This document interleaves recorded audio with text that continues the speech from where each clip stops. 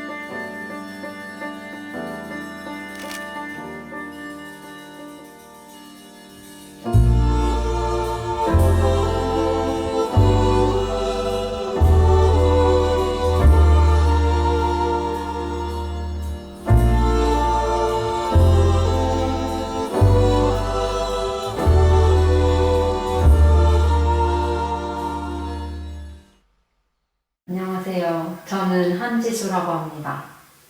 생황과 피리 그리고 태평소 등의 한국의 관악기를 주로 연주하고 있고요.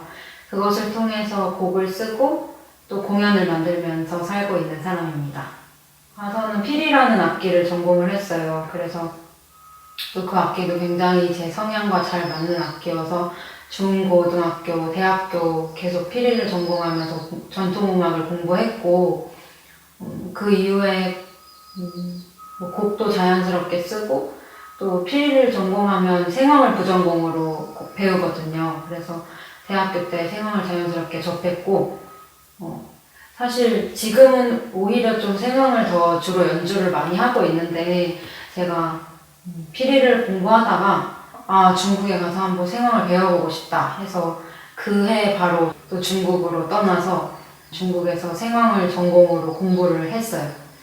그래서 그걸 들고 이제 한국으로 돌아와서 제가 한국에서 생황을 가지고 막 작업을 하고 또 사람들하고 공연을 같이 만들고 하면서 지금까지 이제 이렇게 살아오고 있었는데 그 과정에서 계속해서 뭔가 의문이 드는 거예요. 왜냐면 생황은 현재 한국에서 이제 제작을 안 하고 보통은 다 중국에서 들여오거든요. 그래서 한국에서 연주하는 사람들은 대부분 생황을 다 중국에서 사서 와서 그걸 그대로 연주하고 있는데 그러다 보니까 좀 생황이란 악기 자체를 처음 보는 사람들이 이게 진짜 국악기예요? 뭐 이런 질문을 굉장히 많이 받았어요.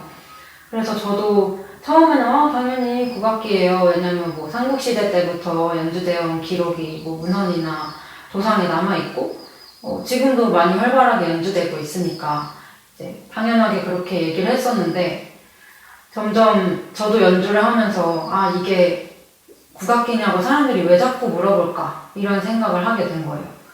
그래서 좀 뭔가 기존의 국악기와는 다르게 느껴지는 부분들이 있나? 뭐 이런 부분들을 좀 고민하게 되면서 이번에 프로젝트를 떠올리게 됐어요. 2019년에 시선을 거둔 후 한국의 생황이라는 작품을 만들었는데 그때 뭔가 이 생황을 좀 중국, 한국, 일본 이런 나라를 빼고 정말 생황 그 자체로만 봤을 때 이 악기가 어떤 악기인지 좀 보여주고 싶다 이런 생각을 하면서 그 작품을 만들었었고, 그래서 생황을 이루고 있는 재료들 그리고 이게 소리가 나는 원리들 그런 것들을 좀 보여주는 퍼포먼스를 구성을 해서 첫 작품을 구성을 했었습니다.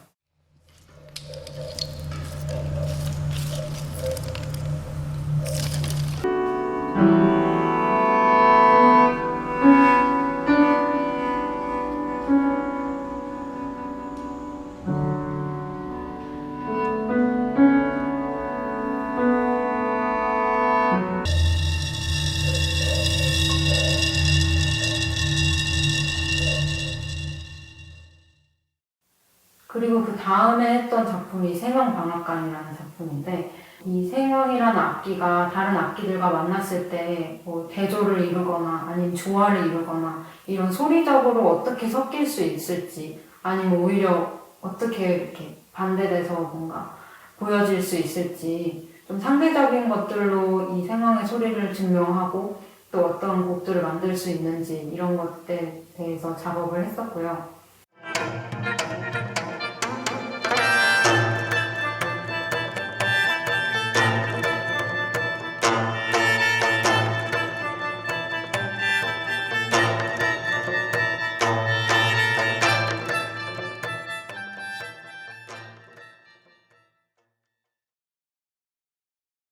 그 다음에 이제 이번에 기획하고 있는 생황산조를 만드는 것이 세 번째 작업인데, 생황이 한국 국악기예요? 라는 질문에 대한 답이 될 수 있는 좀 작업이면 좋겠어요. 사실은 모든 국악기들이 다 갑자기 생겨난 건 없다고 저는 생각을 하거든요. 그래서 뭐 뿌리는 같은 곳에 있었어도 각 국에서 어떤 성향과 뭐 전수되는 그런 방향성 때문에 각기 다르게 발전이 되어 왔고, 그렇게 되는 과정을 이제 토착화된다고 하는데, 그렇게 되면서 지금 뭐 피리도 그렇고 태평소도 그렇고 뭐 모든 이제 전통 악기들이 사실 비슷한 악기들이 뭐 동아시아에 다 퍼져 있는데, 되게 지금 발전된 모습을 보면 또 굉장히 다른 악기가 되어 있거든요. 그래서 생황도 이러한 과정이 좀 필요하겠다라는 생각을 했고, 이제 차근차근 한 발 한 발 한국에서 생황을 어떻게 연구하고 연주될 수 있는지 계속 고민을 해나가는 과정 중에 하나로 산조라는 음악을 만들게 되었습니다. 한왕의 집에는 옛 물건이 많았다. 개 중에 한왕이 가장 아끼는 것은 대나무 피리를 다발로 묶어놓은 것 같은 악기로 숨을 불어넣는 구멍은 하나였지만 숨을 내보낼 수 있는 구멍은 신기하게도 70개가 좋게 넘는 듯했다. 용처를 알 수 없어 버리려던 것을 지나가던 누군가 이것이 상서로운 고악기라는 것을 알려준 뒤로 그 악기를 불어보기 시작했다고 했다. 악기를 이리저리 불면서 소리내던 한왕에게 이걸 불어서 무얼 하고 싶은지 물었다. 그는 산조를 만드는 중이라 했다. 한왕이 그 악기로 내는 쾌청한 소리를 듣고 있으면 가끔씩 정신이 번쩍 들곤 했다.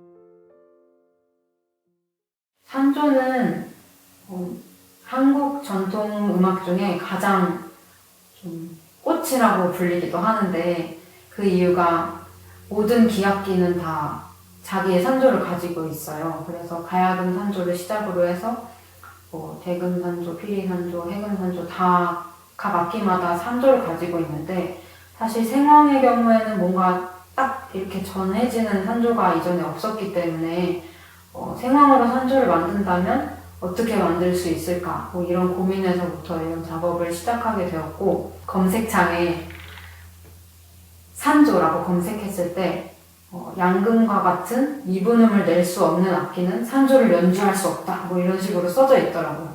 그래서 그때 딱 보고 왠지 이게 생황에도 해당되는 얘기 같아서 굉장히 지금 생황으로 산조를 정말 만들 수 없을까? 뭐 이런 생각을 하게 되었고, 사실은 산조라는 음악이 처음 만들어졌을 때 어떻게 만들어졌을까? 뭐 이런 시작점으로 좀 거슬러 올라가게 된 것 같아요. 그래서 책도 많이 찾아보고 논문도 찾아보고 했는데, 사실 이거는 뭔가 정답은 없는 것 같고 제가 생각하는 산조에 대해서 이 작품에서 좀 녹여내고자 했는데,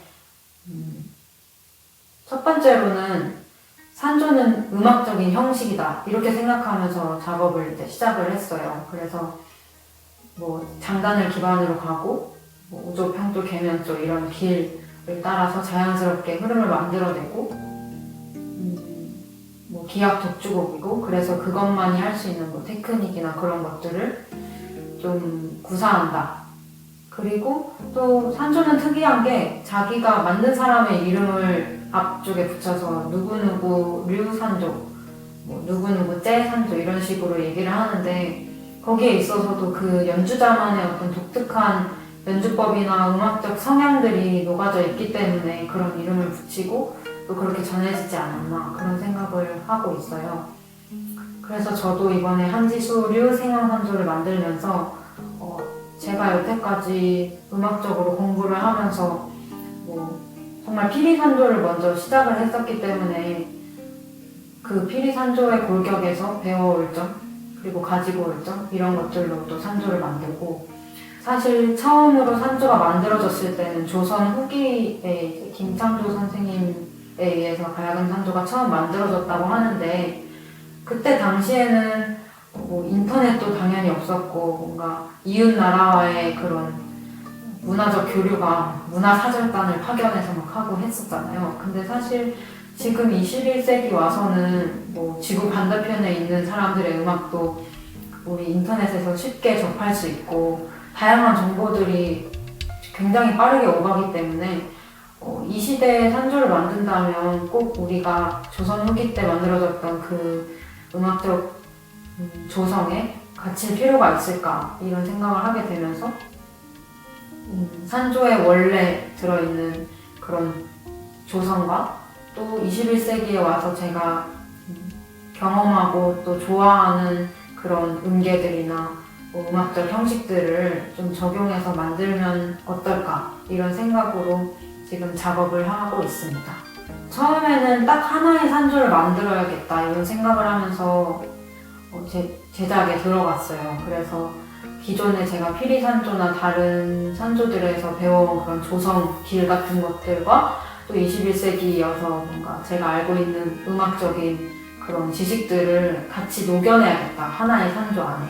그러면서 작업을 처음에 제주도에 가서 혼자 한 달 동안 살면서 만들자 해서 떠났었고, 사실 갔더니 처음에는 이제 생황으로 추성과 퇴성이라고 하는데, 산조에서 그 뭐 요성, 추성, 퇴성 이런 것들이 굉장히 중요한 요소로 꼽히잖아요. 왜냐면 그 산조는 한음 맛을 내면서 가는 것이 굉장히 중요하다고 여겨지기 때문에 그랬는데, 생황으로는 이 부분을 어떻게 할 수 있을까?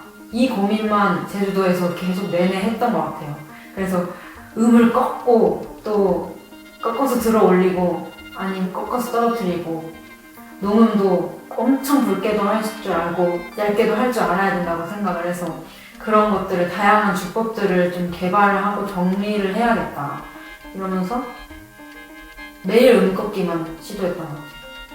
그래서 제주도에서 한 달 동안 작업을 하고 돌아와서 또 다시 이제 안성으로 떠났는데, 계속 이렇게 떠나게 되는 이유는 중국을 가서 얻었던 용기 때문인지 모르겠는데, 뭔가 일을 시작할 때 어디론가 혼자 떠나야지만 용기가 나더라고요.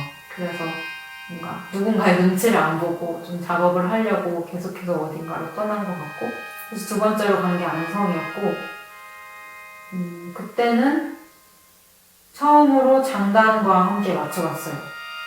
그때 초반에 어머니께서 같이 가주셔서 어머니께서 장단을 쳐주시면 제가 거기 위에 시나위를 분 거죠, 생황으로. 그렇게 해서 매일매일 뭐 촬영을 하면서 녹음을 하면서 남기고, 이게 어떻게 해야 좀 자연스러운 흐름을 만들 수 있는지 고민을 했고,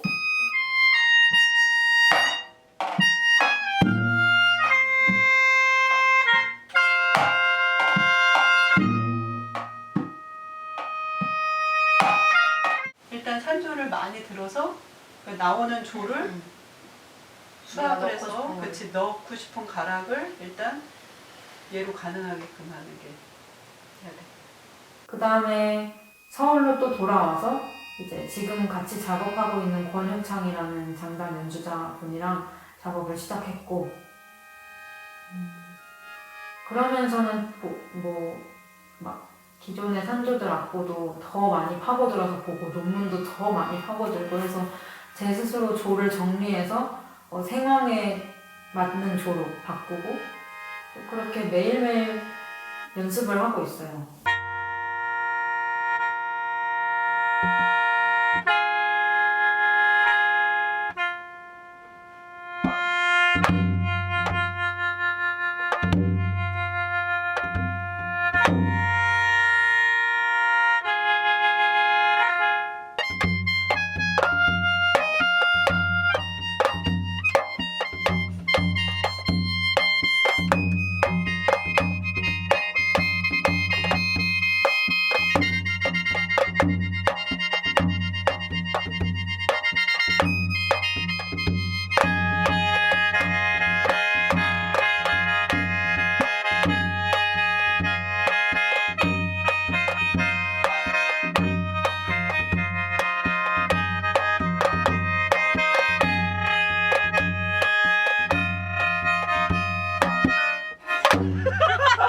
미안해. 아 진짜 모르겠다. 아니야 그래도 가야 돼. 아 진짜 모르겠다 야. 마지막에 한 번만 더 이거. 아, 마지막에? 지금도 방금 한 모르겠어. 것처럼. 아니 너무 웃겨서. 아 넘어는 가야겠는데 머리가 멈춰서 아무 생각이 안 나. 어떻게 했지? 이러고 싶다. 아 진짜 나 지금 넘어가고 싶다는 생각 1분 전부터 하고 있었거든? 아 1분 전부터? 뭐 방법을 모르겠는 거야. 그 본청 전에 뭘 몰아쳐야 본청에서 너가 넘어간다는 거 알 텐데 아무것도 안 했다 갑자기 본청.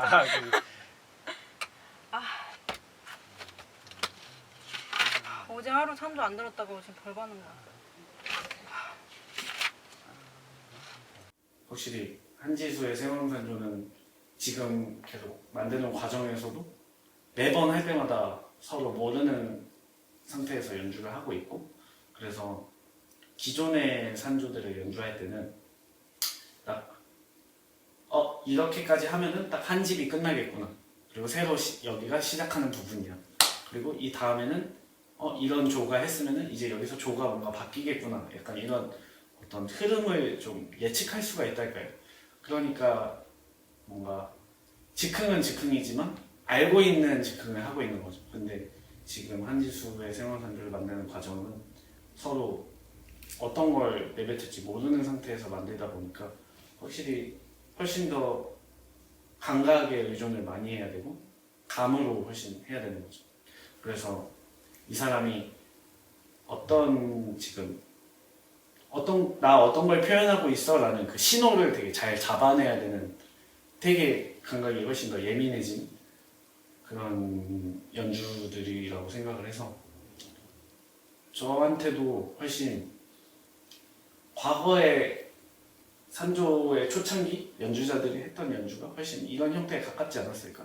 그래서 훨씬 더 어떻게 보면 제가 지금까지 해왔던 산조들하고 비교를 했을 때 류파가 이미 많이 전승되어 와서 구축이 돼 있는 산조들에 비하면 훨씬 더 이게 산조 본질에 더 가까운 연주들을 하고 있는 게 아닐까 이런 생각이 있어요.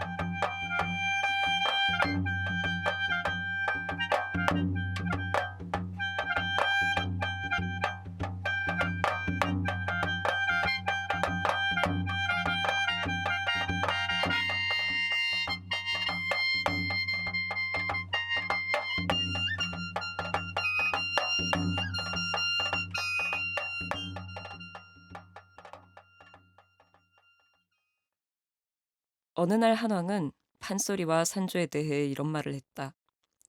자신이 어린 시절 저작거리에서 들었던 판소리는 그저 흥이 나고 재밌는 것이었다고 했다. 자신이 연구하고 있는 산조는 판소리를 기악화한 것이라 내게 알려주었다. 어차피 그 모태가 되었던 판소리와 같지도 않으니 자신은 이 산조의 틀을 조금 더 다르게 해보고 싶다고 했다. 김창조가 꾸며놓은 진양조, 중몰이, 중중몰이, 자진몰이, 휘몰이를 꼭 따라야 하는 이유는 없는 것 아니냐고 괜시리 투덜댔다. 만중삭의 틀을 지키는 와중에 중간중간 의외의 장단을 넣으면 이 시간을 다르게 죄고 풀 수 있고 그것이 더 재미지지 않겠냐는 게 그의 생각이었다. 이걸 좋아하거든. 이 332 두두두. 332랑 뭐 그 2, 3 뭐 이런 식으로 2랑 3이랑 막 왔다 섞여 갔다 있는, 섞여가는 걸 좋아하는데 그런 개념으로 넣는 사실상 이거에서 짜면 몇 가지 그치. 스킬을 짜서 돌리기만 해도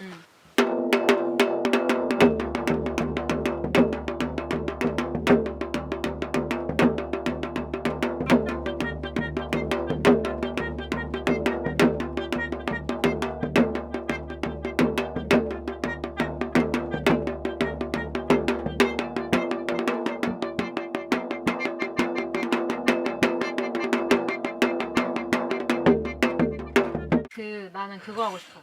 뭐?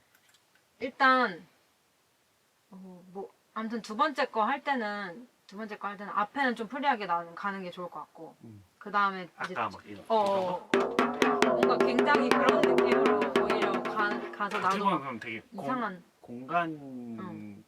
공간적인 음악인 거네. 뭔가. 그치, 살짝 그런 느낌을 하다가 자연스레 그런 쪽으로 이제 음악적으로 살짝 이제 오는데 스킬적으로.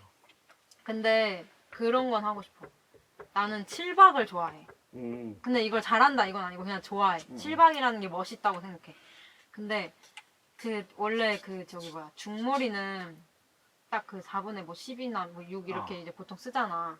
그거보다 딱 하나 많게 해가지고 7 그리고 14 뭐 이런 식으로 이제 가는 그 중몰이 위치에 그걸 넣으면 어떨까? 오 멋있겠다 그것도. 근데 7박을 좋아하게 된 이유는 사실 그거거든. 위플래시에 딴따다단따단따다단 띵따다단따단따단 딴따다단따다따단 그 도입부가 뜨다뜨다뜨다. 거기 7박에서 4박 가는 것도 좋다. 왜냐면 어쨌든 그게 좀 안정적인 느낌으로 가잖아. 막 빨라서 막 정신없는 느낌이 아니라. 거기 안에서 긴장과 이완을 박자적으로도 주고 음악적으로도 줘야겠는데. 그러면 그 방법도 괜찮긴 하겠네. 7 하다가 4로 갔으면 대중성. 그 뒤에는 다시 10 2배의 속도가 됐을 때 14로 가고 뭐 8로 간다던가. 완전히 진짜 간파 못하다가 했다가 못하다가 했다 이런 식으로 계속. 근데 구조적으로는 뭔가 사람들이 뭔가 그거 파악은 안 되지만 무의식적으로는 그거에서 뭔가 규칙성을 느낄 수도 있는 거잖아. 그러면 7과 4, 8, 뭐 14와 8 이렇게 가면. 그러면 두 번째 거는 그냥 그런 식으로 생각하거든. 어쨌든 뭔가 그 계속 구조에서는 상령산풀이처럼 긴장했다가 이완했다가 긴장했다가 이완했다 이걸 우리가 이제 박자로 뭔가 주면은 이제 가락적으로는 그 내가 원래 하려 했던 그 내 인생에 뭔가 영향을 준 음계나 음악들이나 음악가들에 그리고 나까지 해서 뭔가 그거에 살짝 조각보처럼 이렇게 계속 연결되는 그런 느낌으로 가도 근데 대신에 이제 그런 건 있어야 될 것 같아. 뭔가 딱 그 간파 안 되는 현대적인 것도 들어가긴 들어가야 될 것 같아. 아 진짜로? 뭔가 산조가 꼭 갖춰야 된다 이런 것들이 사실은 좀 상대적인 것 같은데 사람마다 다를 것 같긴 한데 저에게 있어서의 어떤 기준을 세운 거는 일단 첫 번째로는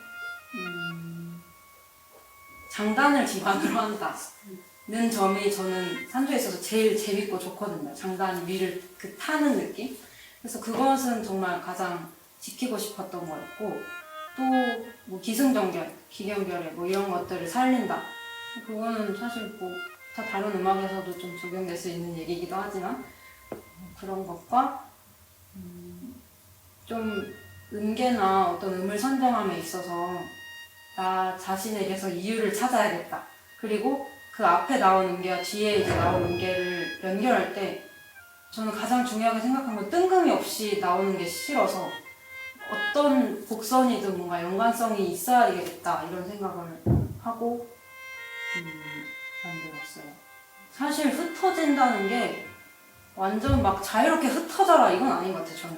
왜냐면 기존의 그 산조를 봐도 그 안에 되게 인과관계가 확실하거든요. 그 가락들이 이제 그래서 정말 그 기준은 내가 흩어질 거야 해서 막 강하게 주장한다면 그래도 뭐 흩어져봐 이렇게 할 수 있겠지만 저는 어쨌든 사람들과 이게 호흡을 해야 된다고 생각을 하고 물론 본인 그 만드는 작가의 생각이 굳건하게 서 있어야 되지만 그게 납득이 가는 정도가 돼야 되잖아요. 그래서 그 과정에 있어서 좀 저는 그 뜬금없고 아니고를 생각하는 것 같아요. 제가 음악을 봤을 때 누군가 연주하는 걸 봤을 때 특히 산조를 하는 걸 봤을 때 뭔가 가락들이 서로 연관이 없게 그냥 마구잡이로 흩어져서 정말 나오면 그건 그거대로 좋을 수도 있지만 지금 제가 만드는 방식에 있어서는 일단은 나는 골라서 흩어지고 싶다 이런 느낌으로 만들고 있는 것 같아요. 일단 그 즉흥성 부분도 산조의 즉흥성 부분도 굉장히 여러 가지 의미가 있는 것 같아요. 예를 들면 만들어지는 시기가 그때가 즉흥이었다 해서 즉흥성이라고 할 수도 있는 거고 아니면 뭐 전체적인 골격이 짜져 있었고 그 다음에 연주를 가서 오늘 조금 더 신나는 가락 더 하고 싶어 해서 뭐 뭔가 그런 신나는 느낌의 가락을 더 붙인다던가 아니면은 오늘은 뭐 신나지 않아서 신나는 거 빼고 완전 슬프게 하고 싶어 해서 진개면을 넣는다던가 이런 식의 이제 즉흥성을 이 두 가지로 저는 생각을 하는데 처음에는 즉흥적으로 만들어졌을 수도 있어요. 저는 그렇게 믿어요. 그래서 처음에 즉흥적으로 만들었고 그 이후에 조금씩 정리해서 이제 악보화를 했는데 그거를 이제 배우다 보니까 뭔가 악보에 적힌 걸 그대로 따라야 할 것 같은 그런 느낌.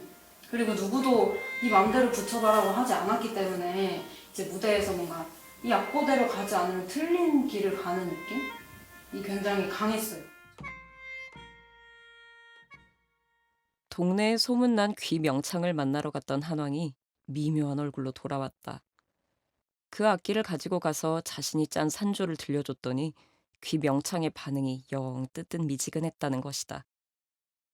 귀명창 왈, 떨림과 꺾임없는 판소리를 일평생 들어본 적이 없고 자신이 들어오던 산조의 소리는 늘 생생히 요동쳤는데 한왕이 가져온 악기에서 이를 잘 느끼지 못했다고 했다. 이어서 귀명창은 한왕에게 소리꾼의 목소리가 둘 이상으로 나뉜 것을 들어본 적이 있냐고 물었다고 했다. 한왕의 악기로는 여러 음을 동시에 낼 수 있었다. 이야기를 전해주며 한왕은 말했다. 악기가 꼭 사람의 목소리를 닮을 필요는 없는 것 아닌가? 내가 느끼기로는 그 이 생황으로 진양 같은 걸 했을 때 진양 한정에서만 얘기를 해보자면 내가 느끼기로는 대금산조를 할 때 이게 그 뭐지 그 김이 이제 무슨 말인지 알 것 뭐 같아. 뒤에 녹음 그 오육박 이렇게 뻗기까지가 그 숨을 되게 아껴서 이렇게 불다가 뒤에 가서 커져서 너무. 녹음을 하기까지 이렇게 벌리는 그게 있잖아. 근데 그게 뭔가 그 사람이 다음은 어떻게 될까? 다음은 어떻게 될까? 하다가 이렇게 가는 거잖아. 근데 뭔가 생황에서는 맞아. 그게 처음부터 와 그게 안 돼. 와 이런 느낌이잖아. 대금은 뭔가 맞아. 와 이런 느낌인데 그러니까 음색 변화가 없다 이 말이지. 아 그런 것 같아. 맞아. 피리는 그러니까 피리 같은 게 그런 게 재밌는 게 뭔가 띵데레라 띵 뭔가 죽는 소리도 낼 수 있고 하하하 이렇게 빠진 소리도 낼 수 있는데 얘는 아 이렇게 바로 그러니까. 나고 있으니까 아 그래 이런 느낌이잖아. 아아아아 이런 느낌. 맞아 맞아. 아 두 가지 다 있는 것 같아요. 그 기존에 이제 제가 중국에 가서 배웠던 그런 생황 특유의 기교들도 넣었고, 또 제가 이제 생각하는 뭐 산조에 이런 생황으로 산조를 만든다면 이런 것들이 있으면 좋겠다는 것을 개발한 것도 있고, 이제 두 가지가 있는데 가장 중요하게 근데 생각했던 부분은 그 어떤 조를 할 때 그 조의 떠느는 꺾는 그리고 본청이 있잖아요. 그것에 있어서 이제 그 녹음을 하는 깊이가 다르고 또 꺾었을 때도 그냥 띠 하고 꺾는 게 이렇게 던지는 게 있고 바로 띠 하는 게 있고 아니면 띠 이렇게 뒤에서 꺾는 게 있고 되게 세분화가 돼 있잖아요, 사실은. 그래서 그런 부분들을 좀 다이나믹으로 살리려고 그걸 좀 많이 고민을 한 것 같아요.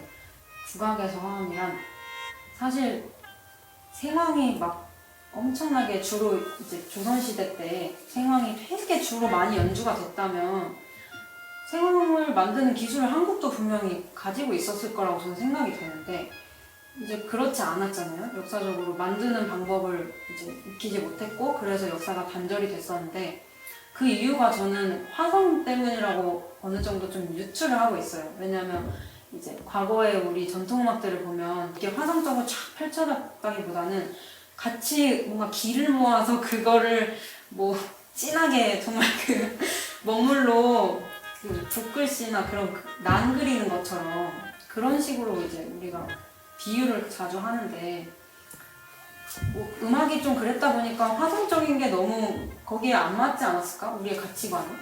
그래서 정말 뭐 어떻게 보면 뭐 악기로 쓰였다거나 하는데 그때 아니고는 정말 이걸 좋아하는 사람 아니고는 많이 연주를 안 했지 않았을까? 그래서 이게 그렇게 됐지 않았을까 생각하는데 근데 최근 들어서는 오히려 되게 많이 사랑을 받고 있어요, 생황이. 근데 그 이유가 바로 화성 때문이거든요. 그러니까 국악도 계속해서 변해가고 있는 거잖아요.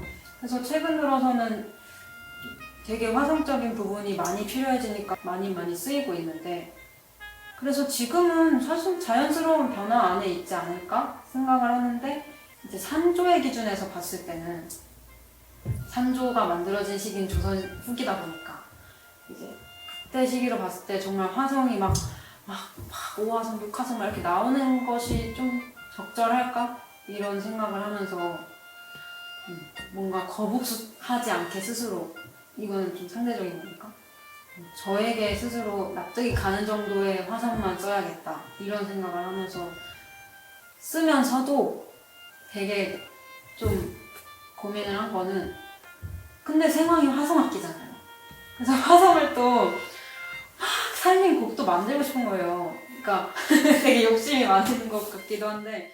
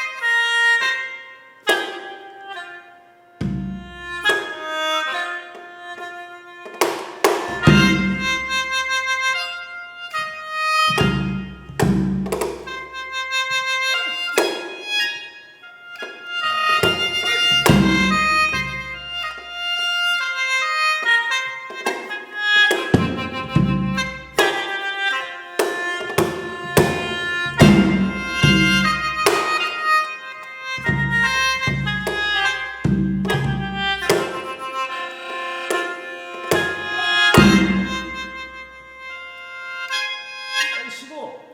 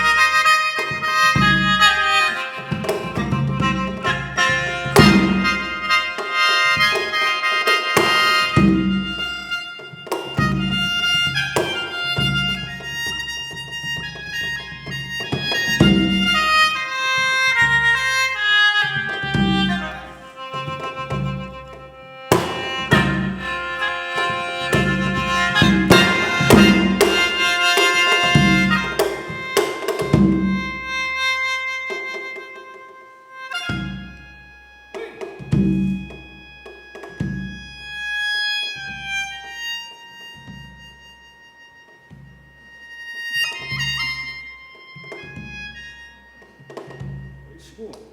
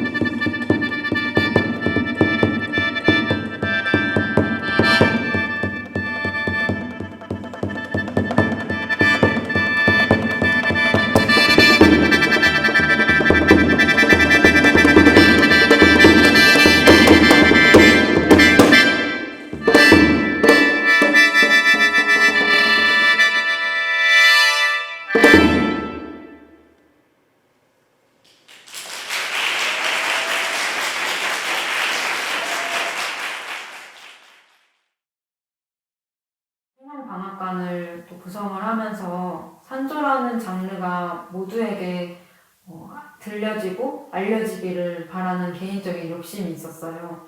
그래서 뭐 일회성 공연으로 해도 관객분들이 오셔서 산조를 10분 느끼고 갈 수 있었겠지만 뭔가 산조에 대한 아무런 지식이 없이 이제 딱 공연만 봤을 때는 어떻게 보면 불친절할 수도 있지 않을까? 이런 고민을 하게 돼서 이번 생황방앗간은 전시를 겸해서 진행을 하게 되었는데요. 그 전시에서는 보다 더 생황 그리고 산조 이것들에 좀 친해질 수 있도록 어떤 정보를 줄 수 있는 작품들을 구상해서 만들고 있습니다. 그리고 이 모든 과정들이 사실은 단번에 이루어지는 과정이 아니고 되게 단계별로 차근차근 가는 그런 작업들이다 보니까 이런 산조에 대한 어떤 정보들이나 이야기, 저만의 산조에 대한 이야기, 그리고 또 뭐 저뿐만이 아니라 지금 같이 저희 친구들이나 뭐 선후배들의 뭔가 현재 국악계에서 산조를 만드는 것에 대한 생각들, 이런 것들, 그리고 또 뭐 선생님들께서는 이 산조를 보고 어떻게 생각하실지 이런 부분들이 굉장히 궁금해서 이 모든 것들을 영상으로 남겨서 전해주면 좋겠다라고 생각을 해서 생황산조 다큐멘터리를 제작하게 되었습니다. 그래서 그 부분에서 그런 산조에 대한 이야기를 많이 느끼실 수 있으면 좋겠습니다.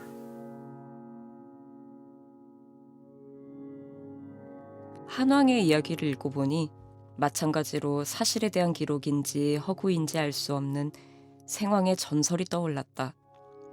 오랜 과거로부터 전해져 온 악서에 따르면 중국 창세 신화에서 등장하는 신 여화가 생황을 만들어 세상을 다스렸다고 한다. 이 전설은 21세기에 쓰인 여러 글에도 여전히 언급되곤 한다. 여화는 생황을 만들어 천하의 음을 통일하려 하였다. 또한 1월 성신인 해, 달, 별의 천체를 합하여 충악이라 이름하였다. 즉 여화는 생황을 만들어 천하의 음을 통일하고 우주를 합하게 하는 힘을 갖고 있는 이 음악을 충악이라 이름지었다. 생황이 완성되자 천하는 다스려지지 않는 바가 없는 절대악기, 절대의 음률이 된 것이다. 여화와 충악과 절대악기 생황. 이 전설 속에서는 부담스러울 정도로 대단한 존재들이 생황이라는 악기를 둘러싸고 있다. 오늘날 이 믿기 어려운 전설을 다시 짚어보는 게 무슨 의미가 있을지, 이 이야기를 어떻게 받아들여야 할지 잘은 모르겠다. 다만 한왕의 악기가 정말로 바로 이 생황이었다면 그가 연주한 산조가 조금 낯설거나 다르게 들린 것이 당연한 일이었겠다는 생각이 들었다. 한왕의 이야기도 믿기 어렵기는 매 한 가지지만 말이다.